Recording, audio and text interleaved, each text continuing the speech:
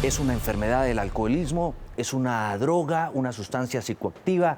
¿Qué es? Porque a veces cuesta tanto trabajo reconocerlo. Vamos a hablar de ese tema con Jorge Aldana, quien es el director clínico de la Fundación La Luz.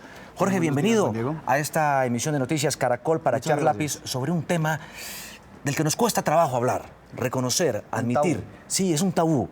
Hablemos de los datos que ustedes manejan. Por ejemplo, ¿es o no una droga? ¿Sí o no? Sí.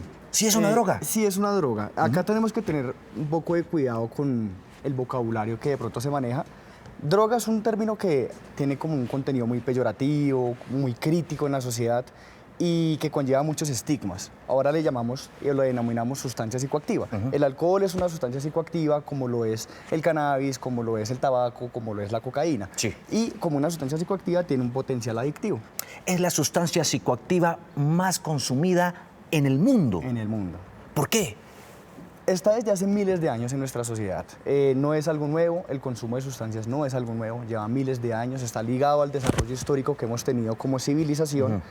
Y, digamos, tiene ciertos usos medicinales, digamos, en ciertas culturas antiguas, se arraigó por ello, porque estaba ligado a contenido religioso, medicinal, de meditación, de oración como método de relaciones sociales, y eso hizo que se posicionara bastante bien en la humanidad y el día de hoy todavía se sigue presentando. Hay un contexto histórico. Antes el licor, ¿no?, estaba prohibido, era una sustancia ilegal, había tráfico. Había un mercado clandestino, ¿no? Al Capone, los gángsters en los Estados Unidos y en otras partes del mundo estuvieron detrás de ese mercado. Hoy eso es legal.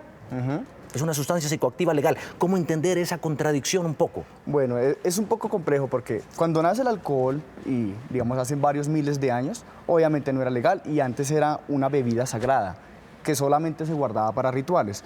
Pasa progresivamente, digamos, dado el deterioro de la sociedad, de la moral, a dársele un uso, digámoslo, inadecuado, pasando no a ser como una especie de ritual, sino más bien un vicio. Comienza a hacerse ligándose a la violencia, ligándose a cosas o a problemáticas sociales que de alguna u otra manera conlleva a obligar a las personas a ilegalizarlo. Es más porque las personas no están preparados para consumirla que terminan desarrollando problemáticas, no porque la sustancia sea mala por sí sola. Solo el 3% de personas que tienen problemas con el alcohol u otras sustancias buscan ayuda. Exacto. La tasa es muy baja porque ¿Por qué? la primera fase, digamos, de todo problema psicológico es la negación. Entonces, el hecho de que una persona llegue a aceptar que tiene una problemática con el alcohol, más aún con el alcohol, que es tan permitido socialmente, es muy difícil. Otros adictos, otras personas con otras problemáticas de otras sustancias, por lo general no les cuesta tanto decir que tienen un problema porque finalmente lo está castigando la sociedad, es ilegal, conlleva un deterioro, pero con el alcohol, con la permisividad y como es la permisividad en Colombia con esta sustancia, hace que muy difícilmente una persona reconozca que tiene un problema con él. Usted es psicólogo, ¿verdad? Sí, señor. Ha trabajado con muchos de estos pacientes. Así es. ¿Cómo entender esta lógica que es completamente absurda? Nosotros en Colombia financiamos la salud con el trago. Así es. Es decir, con los impuestos que se pagan por consumir licor, financiamos la salud. ¿No es eso una contradicción absoluta? Sí, claro, es una camisa de fuerza, porque de alguna u otra manera si los recursos los provee el mismo expendio de las sustancias, también los puede llegar a limitar todo lo que se hace en ello. De pronto nosotros vemos pocas campañas preventivas en colegios, en los medios de comunicación que de alguna u otra manera mitiguen toda esta problemática, porque también ello va de la mano con que de ahí mismo salen los recursos. ¿Qué hacemos? Tumbamos el sistema de salud por hacer que las personas consuman menos alcohol y tabaco, o quizás mantenemos un equilibrio para que ninguno de las dos industrias caiga. Eso está ligado a esta otra cifra. Solo el 30% de este 3% termina rehabilitándose. Así es. El pronóstico por lo general en las adicciones es un poco sombrío porque la rehabilitación es difícil. Se necesitan equipos interdisciplinarios de muchos profesionales capacitados que intervengan cada una de las problemáticas de las personas. Y son muchos los factores de riesgo que tenemos. Pensemos en una persona alcohólica que de pronto recién sale de tratamiento, ve la televisión, hoy Partido de Colombia, y va a haber una infinidad de comerciales asociados al alcohol que te venden una idea consumista y que llevan a la persona a que consuma más fácilmente. Una tienda en cada esquina, publicidad por todo lado que alimentan a esa persona el deseo de consumir y que va a ser muy difícil que se mantenga en sobriedad con tanta estimulación. Veamos la participación de nuestros televidentes. Numeral: trago peligroso. Soy un alcohólico en 6 años en abstinencia y sé que el alcohol es el inicio de todo para poder llegar a la calle. ser alcohólico es la peor enfermedad y el inicio de todos los vicios. Tienes razón. Tienes razón. Digamos, los estudios que han hecho a nivel nacional y a nivel mundial nos muestran que siempre el consumo de las sustancias psicoactivas inicia por el alcohol, inicia a edades muy tempranas y muchas veces alimentado o siendo permitido por la familia. Uno ve los chicos de 14, 15, 16 años que su primer consumo, digamos, de alcohol siempre fue en la fiesta familiar, a cargo del tío. Lo oíamos en un testimonio hace algunos minutos con Juanita Gómez, que comenzó a ingerir trago desde los 7 años. Precisamente, el 80% de los adolescentes de una u otra manera están vinculados al licor. Exacto, sí, quizás no en cifras o no en un estadio patológico donde digamos que ya hay una dependencia, pero ya están presentando consumo de sustancias. O sea, nuestros adolescentes, casi la totalidad de ellos son consumidores regulares de alcohol. Sí. Tenemos ya que, digamos, esa cifra obviamente va aumentando conforme los años van pasando. Entre más edad la persona toma menos, pero en la edad adolescente es una cantidad grandísima. O sea, nosotros es muy difícil encontrar una persona que nunca haya consumido alcohol en su vida. Violencia intrafamiliar, uno de los problemas, ¿no? Exacto, sí. Homicidios. Homicidios. ¿No?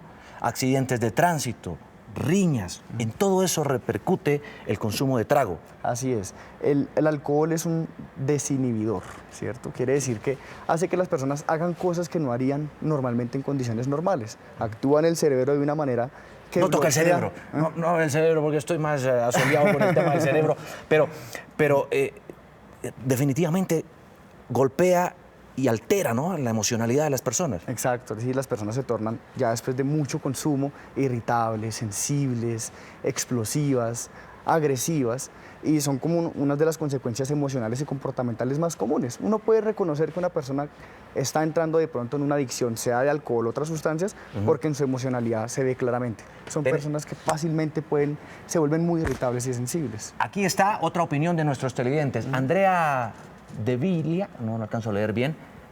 De Villa. Bueno, buenos días. Quisiera saber si hay alguna solución para el alcoholismo. Bueno, hay tratamiento, más no hay cura. Una definición que tiene particular la adicción desde la Organización Mundial de la Salud es que es incurable, es mortal.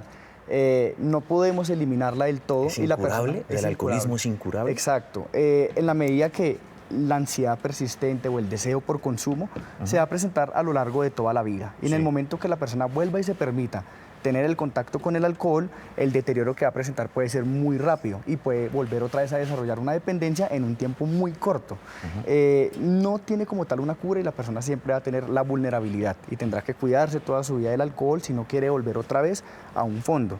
Pero sí tiene un tratamiento que hace que la persona recobre su funcionalidad, pueda tener control sobre el consumo. No digo que tenga un consumo controlado, sino que si lo suspende, pueda mantenerlo suspendido durante largos periodos de tiempo. Sí. Y reconstruya de pronto todas aquellas esferas de su vida que se vieron deterioradas por el mismo. Causa más de 12.000 muertes al año. Así es. Es la 7ª causa de muerte. El cigarrillo es la 4ª y esto es paradójico. Las drogas psicoactivas no están ni siquiera en el top 20 como causa de muerte. Esto es según un estudio, ¿no?, que se ha conocido de la Universidad de Washington. Ok, claro. Y precisamente es por ello que tenemos que comenzar a denominarlas a todas sustancias psicoactivas. Acá las drogas las mencionan en el top 20, el alcohol está quizás en una escala más arriba, pero el alcohol también es una droga, es una sustancia como tal. Y está muy ligado con todo esto que usted me menciona. Hay lugares en el mundo donde la causa de muerte en jóvenes, en nuestros jóvenes, la principal es todo lo relacionado con el consumo de alcohol. Accidentes de tránsito, riñas que se desembocan de pronto de un estado de embriaguez, terminan siendo la primera causa de muerte en personas jóvenes en ciertas partes del mundo, es donde más se concentra el consumo, en la juventud.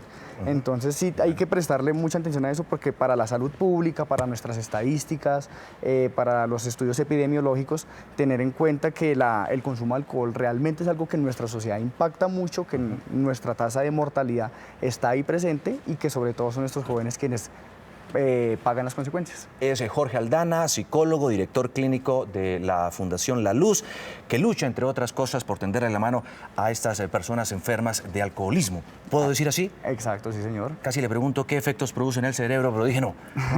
Vuelvo a hacer tendencia hoy en las redes sociales. Mi querido Jorge, muchísimas gracias por estar esta mañana aquí con nosotros, acompañándonos, echando lápiz y, por supuesto, generando educación y conciencia sobre este grave problema del alcoholismo.